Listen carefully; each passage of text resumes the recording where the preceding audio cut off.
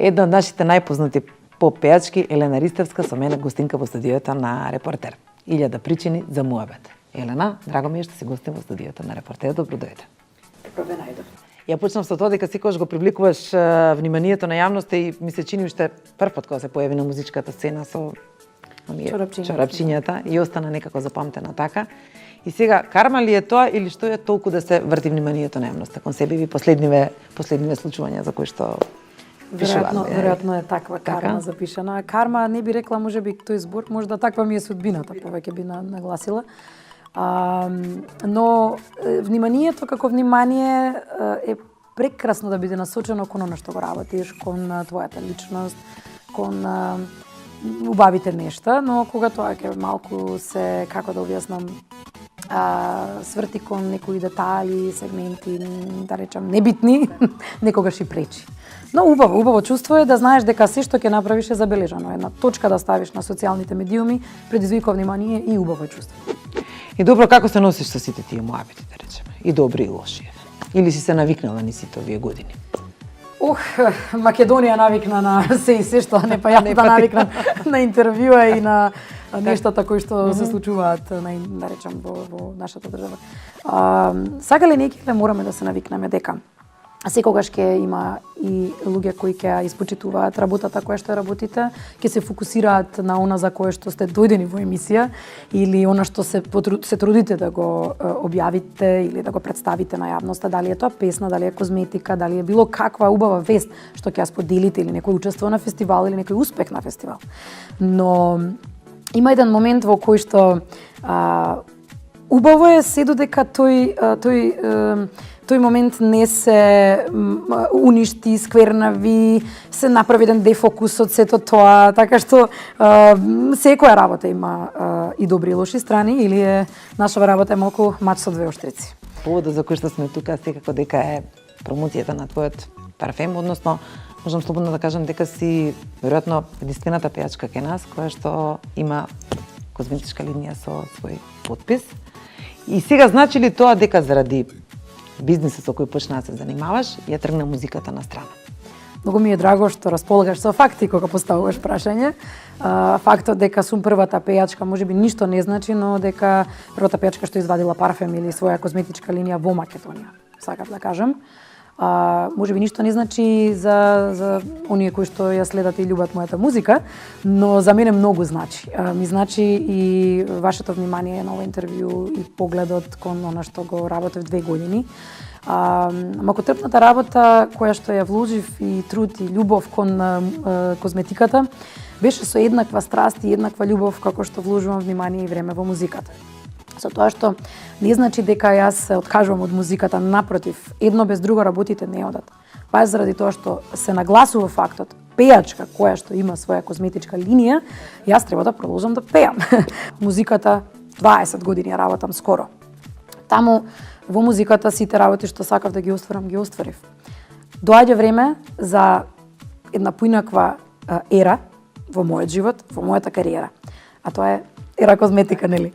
Со тоа што сакам да го понудам квалитетот и во козметиката, што се трудам да го вложам во музиката, јас веќе создадов една своја клиентела, едни своји, да речам, на понародно кажано муштири, кои што всушност ја ценат мојата работа веќе и во козметиката.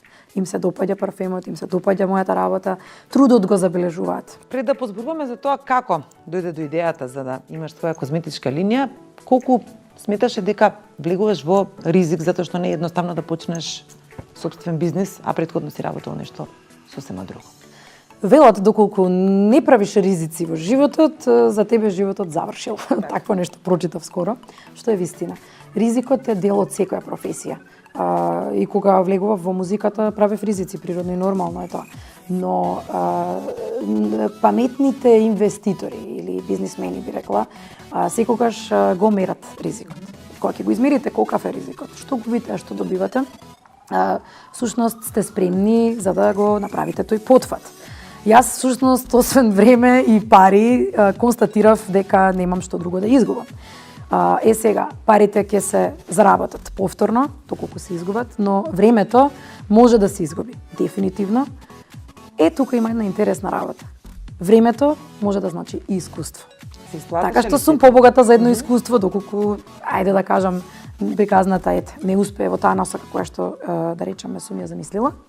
Но досега морам да признам дека сваќам вредноста тоест вниманието, љубовта која што сум ја дала, сега веќе конечно се исплати. Тежок е бизнисот кој го почнувате сам од нула, од исклучиво собствен, што е потешко, што е полесно? Исклучиво собствен бизнис.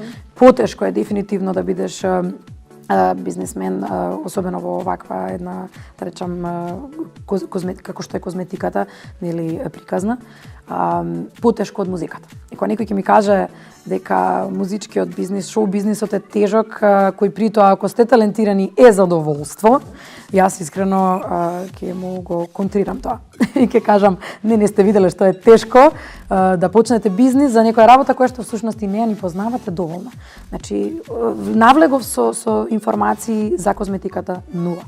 Освен што имам, речам, свој одреден вкус за тоа каков тип на мирис сакам. Низ години ве сум истражувала какви ноти повеќето луѓе сакаат. Да речеме, парфемите ми биле од секогаш пасија, затоа и почнав со парфемите. Но секогаш велат вака, ако знаете да си го создадете тимот од луѓе кои што знае што прави и кои што има искуство во таа работа, не можете да премногу да утнете во навлагање во таков некој бизнис. Откако ги промовираше парфемите, од оно што успеав да го забележам на социјалните мрежи пред се на Инстаграм, сите твои колешки ставија на стори дека си им поклонила парфем. И сега, оно што мене ме интересира е колку ќе успееш сега ти, не само на популарните, односно не само на твоите колеги и колешки на познати, него генерално на дамите, да ги натераш да не купат некој друг бренд на парфем, туку да го купат Ера. Пошто е специфичен и колку сметаш дека ќе успееш во тоа?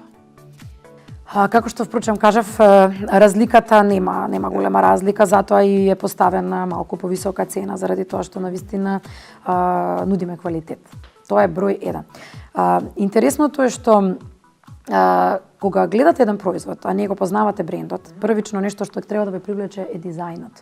Логото, дизајнот, како е изведено, нели, да речем, визуелниот момент е прв што привлекува.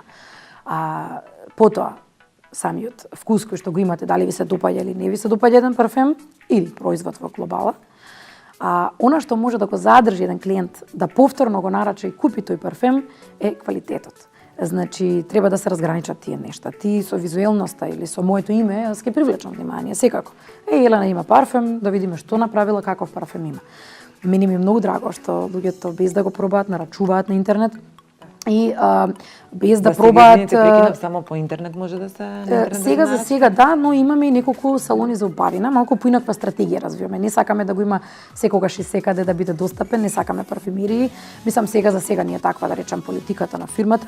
Го избегнуваме муабетот околу пандемијата и короната и пред почетокот на емисијата, реков мајле за корона да зборуваме, ама морам да те прашам што правеше во време на карантинот. Знам дека роденденот го прослави во време на карантинот и рече конечно целава торта за мене сама ќе изедам. Имаше еден момент каде што се ти фотографирана како вежбаш, па сега не беше прашање во видео Елена ослабила, изгледа супер, туку која сликала, сите ние на телефони имаме тајмер. Што правеше во времето на короната и зошто и едни обични фотографии како вежбаш дома покрај прозорот направија толкава драма и се пишуваше за тоа? Кој можел да ме слика освен тајмер или може би тренер? Може би личен тренер, нели? Личен тренер, кога вежбаш 8 часот са бајле. Зошто би имало друг некој во моје присуство? Океј, тоа се веќе некои логични работи и природно е луѓето да си создаваат слики, приказни своји. Мене ми е интересно колку режисерска нација сме. Имаме такви сценаристи помеѓу народот, да просто јас сум зграната какви приказни се излегуваат од никакви поводи, од никакви причини, од еве, од едно вежбање, излага, не знам што. Да се навратам на коронава, или да го запазам прашањето. Не можеш ти да идеш од концерт. Короната е всушност нешто што беше тешко за сите. Так. И ќе кажам само дека на почетокот на сите ни беше драго малку повеќе време за себе, да одвоиме, да завршиме некои работи што претходно не сме можеле, Многу се но одолговлечи некако како тоа. поминуваше време, мислам дека не постои човек што малку барем депресивно не му разви еден страв за еднината. Колку и да имаш една финансиска сигурност, си заработил во животот, си се трудел, си се мачел да создадеш, нели? Да речеме една сигурност, сепак короната малку не раздрма сите. Поготово еве повеќето твои колеги финансиски ги погоди кризата со Мене ми се пандемијата. поклопи и многу интересно како со инвестициите се поклопи короната. Мислам не беше очекувано искрено, но пак да речем тоа не ми го размрда планот. Планот си е се уште план, уште пред короната, ја секако овој бизнис го развивам веќе долго време и немаше никакви пречки во однос на тоа. Особено што уште пред короната реков како ќе го продаваме парфемот и сите производи онлайн. Зошто? Затоа што онлайн продажбата е еднината во светот. Јас бев водена од Америка. Америка е земја во која за 24 часа се стига на врата, буквално како достава. И ја имав таа визија. И не очекував дека толку брзо мојата визија ќе стане реалност. Колку време представуваше во Америка? Сега ми спомна, не сум те прашала никогаш. Вака, Америка ја сакам од дете. Так. Дали поради филмовите, тие, не знам, затоа што мојата професија, сите најуспешни луѓе од професијата живеат во Америка. Во принцип, зборувам светски познати ликови. Да речеме, од дете многу сум ја сакала Америка. Но сплет на околности, начин на работите што се случуваа во мојот живот, нели, не се случи да отидам. Во последниве години мислам дека бев 4 пати. Со тоа што сите 4 пати беа за работа. Ниту еднаш не беше за шетање, можда првиот пат за да видам извиднички каква е Америка, зошто толку ја сакам, а не сум била во неа, тоест не сум ја посетила таа земја. Така што Америка неколку пати беше дестинација, да речам, покрај работата, и приватно се прошетам и видам. Бев во 4 градови, Чикаго, Њујорк, Мајами, кој што ми е еден од поомилените, бидејќи е топло, и Лос Анџелес исто така од истата причина многу ми се допаѓа. Кога би добила понуда да отидеш таму да живееш таму? Би ја прифатила. Логички. Следно прашање. Така, кога си ти во прашање, следниве прашање ми се малку поомилени, искрена да бидам. Кога си ти во прашање... За жал за мене сигурно не омилени, али добро. Јас сум тука. Јас вака кажувам, викам, не постои лошо прашање, само постои лош одговор. И извртен одговор. И извртен одговор од одредени медиуми. Така. Бракот позади тебе веќе не е тема за која што треба да зборуваме и тоа е нешто што дам наиминато, меѓутоа повторно еве го привлекуваш вниманието. Дали е во прашање некоја твоја нова љубов, дали е во прашање обично вежбање покрај прозорот или последниве сега муабети околу мејчиството. Ајде да тргнеме од тоа колку ти како јавна личност се носиш со сите тие муабети и колку ти е тешко, да речеме, дека мораш да се справиш, еве конкретно во љубовниот живот. На новиот партнер да му објасниш дека пола од тие муабети се измислени за тебе. Колку ти како јавна личност се носиш со сето тоа? Доколку не се носев со сето тоа во минатото, немаше да обстојам 18 години на оваа сцена. Она што се случува во последно време, ајде не можеме да не го начнеме како тема и да не го искоментирам, затоа што и како имам свој став и како ги одбирам секогаш зборовите кои ги користам и при интервјуата и при пишаните и речам и оние на социјалните медиуми, изјави, објави и така натаму. Бидејќи многу важно е дека вие може да изјавите нешто, но тоа да биде извадено од контекст, сосема извадено од контекст, многу лесно се случува во нашата земја. Може би е така и во светов, но конкретно во нашата земја многу е изразено сето тоа. Зошто јас го осудувам лично вадењето од контекст на интервјуа, слики, информации, менување, нели, како да кажам, една мала рокада на зборови, едно излекување, додавање, уште полошо е тоа додавањето. Зошто? Затоа што сметам дека едно вадење од контекст може да биде клевета. Клевета дека нешто сте сториле или направиле или кажале, а не е така. многумина нема ни да го погледнат ова видео интервју, од овде интервју Бог знае што ќе извлече. Јас се очекувам што од овде ќе се извади од контекст. Нели? Па не кажа нешто многу за да се извади од контекст. Не кажав јас. Не, јас мислам дека многу кажав. Да, сакам да кажам дека зошто го сметам тоа за клевета? Затоа што ако изведете нешто што не е така кажано, му ја смените смислата, тука веќе е материјал за тужба. Да извадите слика, односно фотографија, од интервју во кое зборувам ни солзи за мојот покоен татко и да таа слика ја намонтирате на еден мал сегмент од кажано интервју конкретно за бекстејдж, конкретно за посвојувањето, нели? И на тоа да додадете една ваша констатација или некоја ваша измишлјотина, тука би рекла, од типот на не сум среќна во љубовта, какво што никогаш не сум изјавила, ниту па сум нагласила дека сум во некаква врска, ниту дека сум сингл, јас во ниту едно интервју не потврдив, ниту негирав ништо поврзано со мојот љубовен статус. Така што тоа е изјава која јас не сум ја кажала. И сето тоа така намонтирано е грев, посебно поради фотографијата. Мислам дека ми ја сваќате поетите. Добро, кога го погледнеш сето тоа, што си вели? Што ти велат мајка ти, сестра ти? Има ли какво е чувството кога ќе се видиш себе во нешто што кое што знаеш дека не е така? Се чудам. Тоа предизвикува во мене само една работа, а тоа е да давам што помалку интервјуа. Официјални објави за сите работи кои што ги правам и во музиката, и во козметиката.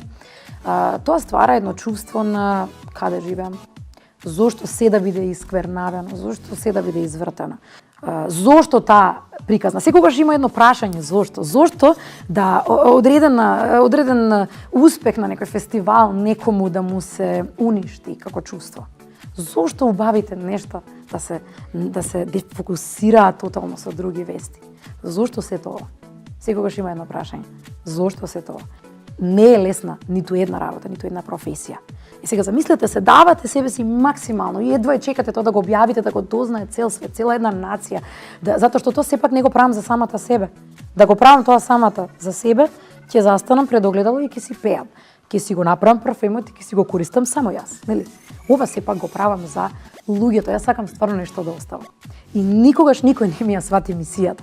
Мојата мисија, мисијата на сите мои колеги, не е тука да се сликаме по портали да не има, да се сликаме по салони, да ставаме само фотки на социјалните медиуми. Како беше да. Значи не е само тоа мисија, нашата мисија е многу подлабока и поголема. Ние сме гибнати од Господ, од таа сила горе. И ти кога си видна, ти имаш една мисија посебно што треба да ја пренесеш. Мисијата е да оставиш нешто во историјата на овој народ.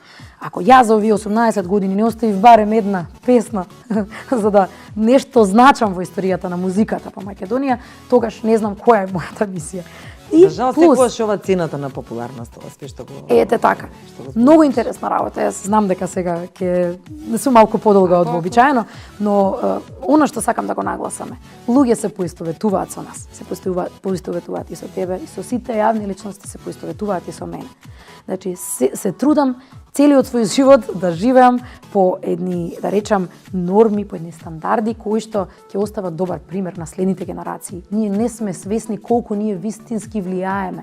Затоа пречи грдењето на сликата за нас. Затоа пречи, затоа што фановите кои ве знаат какви сте, во душата ве гледаат, во очите ви приметуваат, емоцијата ви ја гледаат, како да кажам, ви ја осеќаат, во песните, во стиховите што ги изведувате, во гласот ви чувствуваат.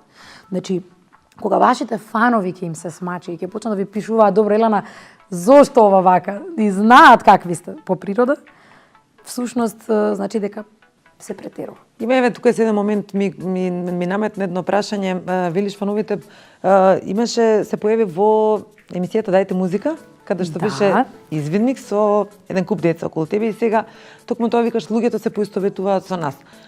Како едно дете ќе гледа на сите овие работи, пошто децава кои што се во Дајте музика знаат и да читаат и гледаат YouTube и се, кој ќе прочита за тебе некоја невистина. Не сакам да знам. Така. Не сакам да знам како мисли, што мисли. Нели ја пренесуваме. Не сакам да знам што мислат тие деца и тие фанови. Затоа што Никогаш не сме размислиле, претпоставувам така кога прво кога се создава една вест за некоја личност, таа судбина е во вашите раце. Зборувам сега за новинарската етика. Затоа што ако се ставите понекогаш во моите чевли, чизми во случајов, така, ако се ставите во моите чевли, таква една експресија, еден таков израз има во светот, нели, како be in my shoes and you will see. Видеш со моите очи, размислувам со мојата глава. Така што кога ќе се ставите во тугите чевли, во туѓата кожа, само тогаш можете да знаете што точно тој човек ќе тоест таа информација што ќе донесе за тој човек. Кој е најлошиот трач кој што си го слушнала за себе или си прочитала, си рекла, ман можно ли ова да го прочитам за себе? Не знам кој е тој коментар за мене на кој не сум се чудела. Така? Стварно не знам да ти кажам. Нема од лошото, ако кажеш дека нешто е лошо, наоѓаш секогаш наидуваш на нешто полошо. Така што не е како да објаснам, нема најлош трач. Има нешто што најмногу ќе те погоди. Веќе искрено ни моите не ги погодува ништо, почнува мене сега да ме нервира. Така? Се чегувам. Не, навикната сум на се тоа. Јас сум сведок, а и вие, на многу убави успеси на одредени мои колеги. Се исквернавија до безсвест. Се тотален дефокус од успеси на битни фестивали за нас музичарите. Од информации дека некому нешто убаво му се случило. Дали некоја била побарана за жена или било некаков брак во прашање. Од сето тоа мора да има некој вид на деградација. Од секоја информација мора да има. Јас пак ја разберам, коментарите ќе ги разберам на луѓето. Секој има свој став. Ниту пак треба да има еден став за се. Мора да има и поделени мислења. Зашто? Затоа што оваа чаша, јас ја гледам на еден начин. Јас гледам прекрасна чаша која има вода, нешто убаво. Ти може би гледаш, само една вода. Ништо, ќе испојам, чашата ќе биде празна. Сите ние различно гледаме на нештата. Различна ни е перцепцијата и природно е тоа. И јас сум за тоа да има коментари. Затоа што ние, самите изведувачи, артисти, кога создаваш нешто, ако нема коментари, ти немаш ниту драйв, немаш вожење, го викаме тоа во превод. Немаш предизвик да го сработиш. Ние ги сакаме коментарите. Колку и да ни сметаат одредени коментари, секогаш на крајот на мозокот, in the back of our minds, ние знаеме точно дека тоа нешто ќе не промени кон подобро. Ама да биде издржана критика зборим. Пред малку спомна дека новинарите секој што интересираат за приватниот живот, љубовниот живот, рече никаде јас не кажав ништо за мојот љубовен. И се уште тврдам дека сум дипломатски настроена кон тие одговори. Не ми беше мојабето да те прашам дали имаш дечко или не. Знаеш зошто дипломатски одговарам? Заради тоа што ако веќе се нарекува прашање за приватен живот. Најдраго ми е и најмногу предпочитам приватниот живот да го коментирам со луѓето од приватниот живот. Тоа значи со моите најблиски пријатели. Еве, вадењето од контекст ми иритира и не сакам да ги одговарам повеќе тие прашања. Оти најдобро намерна желба моја за посвојување на дете што нема врска никаква со партнер. Че зборувам хипотетички од кој аспект? Што би било кога би било? Во иднина, доколку не најдам идеален партнер, нагласувам дека постојат разни начини, опции. Што значи опции? Медицински иновации. Што се мисли? Инвитро, инсеминации. Постојат опции малмиган, а желбата за посвојување на дете е нешто најблагородно што може да ти го даде Бог да го имаш во себе. Не, тоа е многу чудно да го сватат погрешно. Многу е чудно. Зошто? Затоа што да имам средства во животот, да му подарам на некого убав живот, а уште поважно да му дадам дел од мојата љубов која што ја давам на мојата внука. Че да можам да му дадам родителска љубов на дете кое ја нема и му недостасува. Нема поголема хумана мисија на светот од таа. Јас тие луѓе секогаш ги ставам на пиедестал што имаат посвоени деца, иако имаат и своји биолошки деца, посебно тој дел. Значи, хипотетички разговор во интервју за мајчинство во глобала, што мислам? Има луѓе не сакаат да имаат деца, ама во ниту една смисла. Такви луѓе постојат. И сето тоа е легитимно да имаш ти свој став. Може би тие ставови се менуваат со тек на време. Но јас многу е чудно кога ти ќе кажеш една убава мисла за посвојување на дете. Фала што ме наврати на сето тоа за да го дообјаснам. Многу е чудно да ти го исквернава тоа нешто. Тоа е едно, а морам да нагласам. Во Македонија кога објаснуваш нешто испаѓа дека се правдаш, нели? Во овој случај мислам дека мојата публиката која ме следи од дете од 16 години со чорапчињата заслужува да објаснам нешто што е извадено од контекст. Затоа што ова е, нели, како беше, се објаснуваме само на оние луѓе што ни значат. А мене, мојата публика неизмерно ми значи. На крајот од денот кој ќе размислам зошто е толку табу посвојувањето на дете, кога ова би го поставиле или би го кажала некаде надвор од нашава земја или кога би пишувале ние за некој од светскиве звезди, никој не би паднал у несвест и би го пренеле тоа како Тоа е за поздрав, тоа е за поздравување. Зошто е кај нас секогаш таа стереотипност која што не можеме да ја надминеме, еве исто во сакав и да те прашам во однос на љубовта. Колку ти влијае популарноста да можеш да останеш со некој човек подолго време, да речеме, во љубовна врска и до кога ќе се кога ќе поминеме онаа стереотипност од типот аман уште не се омажи. Што кој е твој став? Види се, повторно бараш од мене хипотетички да зборувам. Не барам хипотетички, хипотетички барам онака како мислиш. Зошто ние музичарите така натаму. Колку еве ти во приказнава се наоѓаш тебе? Не хипотетички. Па хипотетички одговор треба да дадам. Нели, треба да потврдам љубовен статус.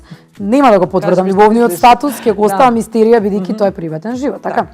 Од аспект на тоа дека вистина влијае она што се зборува за нас или едно искривување на една слика на еден изведувач, дека влијае во односите со луѓето во глобала, влијае. Тоа е факт. Затоа што секојдневно луѓето кои што ги сретнувам, да речеме во еден маркет, влегувам, си купувам намирници, господја, господин, девојка, дечко, приоѓа, коментира. Кај нас ние сме достапни до народот. А мене па тоа толку многу убав дел од работата ми е, просто јас не можам да објаснам. Во деновите кога не сакам да излезам и не ќам да чујам коментари, не сакам да бидам да речем прашана за нешто, седам дома. Моментите кога ќе го поминам прагот, мене е многу убаво да разговарам со луѓето на улица. Значи секој може да ни приде и да даде коментар. Фала му на Бога, немам недолични коментари, нема такви непријатни ситуации. Сепак луѓето се златни. Приоѓаат, сака да дадат свој коментар. Елена одлична беше на тоа и тоа шоу. Многу ти беше добро тоа интервју. Леле колку убаво мислење за тоа даде. Леле колку убава таа песна. Или се поистоветуваат со нашите песни. Тоа е една убава страна. Сега, оно што го слушале, читале за нас е малце дискутабилно. Имаат една слика за нас која ќе ве запознаат, која ќе видат вашата позитивна енергија која поседувате, ајде, конкретно зборувам за себе, луѓето се осеќаат како излажано, нели? Како тоа ваква слика за тебе искреирале? И нив им е тоа многу интересно и мислам дека луѓето повеќе симпатии стекнуваат кога вистински ќе ве запознаат. За вас. Пак ја зборувам глобално затоа што мислам во глобала или генерализирам заради тоа што сепак не можам да кажам за партнерите индивидуална работа. Нели онај момент кога ќе да речеме ги стекнете правите пријатели, партнер и се едно правите луѓе околу себе, никогаш нема да поверуваат на ништо околу вас заради тоа што ве познаваат во вашата срж. Тоа е многу важно. Спомна пред малку твоите најблиски мајката и сестрата, често објавуваш фотографии со внуката Делфина. Како изгледа едно кафе кога ќе седнете ти мајката и сестрата па и внуката? Искрено повеќе сакаме во домашна атмосфера и она што јас ќе го надоврзам бидејќи ги видов парфемите, фала му на Господ што ги имам баш тие мајка и сестра и таа внука кои што неизмерна поддршка ми даваат, значи безкрајна поддршка во се и многу ми помагаат.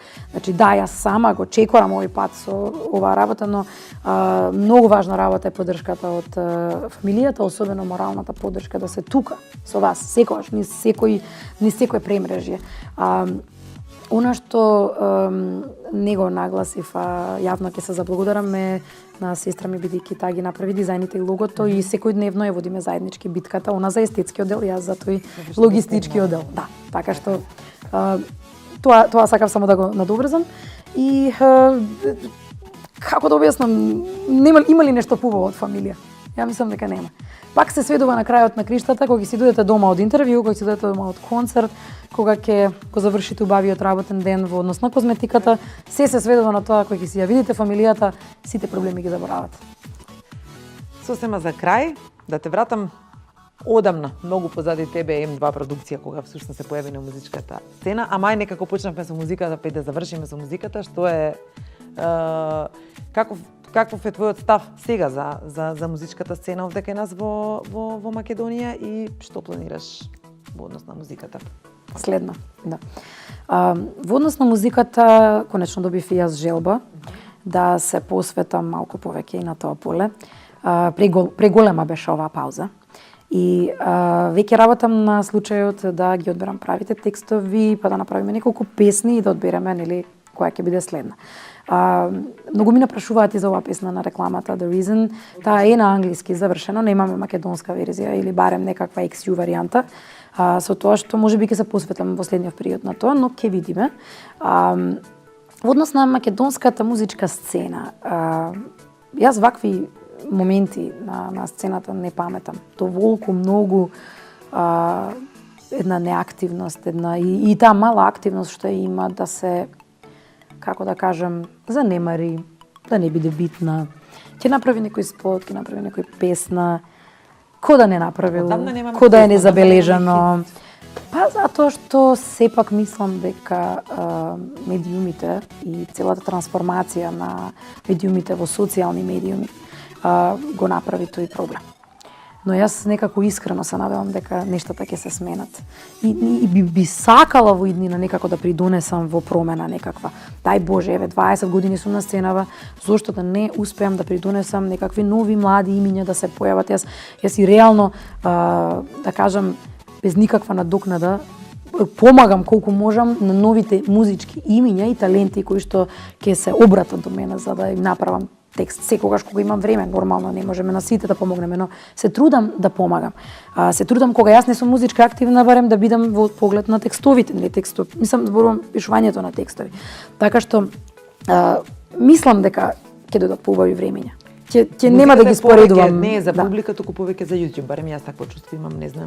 Повеќе се сменија нештата, да, за жал, креираме музика за YouTube, тоа што ви кажа, не за да се пушта по телевизии и така натаму, но добро е што се уште функционираме и покрај короната, и покрај кризата, и покрај тоа што веќе изгубивме и предизвик да работиме, нели? Многу ми е жал што и некои музички имиња веќе, да речеме, сменија стил. Дел од нив па и се преселија. Многу ми е криво што и тие што бевме неколку души некако, како да објаснам, не можам да кажам дека го изгубивме предизвикот, бидејќи музиката ни е во крвта. Но дека треба малку да сме поактивни. И дека пеевте во поубави времиња, не може да биде никој дека не е. Така, и тоа е една приметба кон самата себе и кон моите колеги. Елена, ти благодарам што беше гостин во студиото на Репортер и ти благодарам на убавиот разговор. Ти благодарам и на тебе за убавиот прием, за убавата енергија, најважна енергијата кога одиш на интервју и се надевам дека само за убави нешта ќе зборуваме и дека нема да имаме потреба ништо никогаш да објаснуваме.